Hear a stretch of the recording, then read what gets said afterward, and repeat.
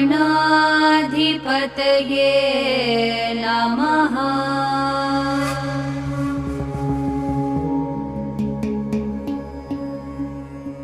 विकटोत्कटसुन्दरदन्तिमुखं भुजगेन्द्रसुसर्पगदाभरणं गजनील गजेन्द्र गणाधिपतिं प्रणतोऽस्मि विनायकहस्तिमुखम्।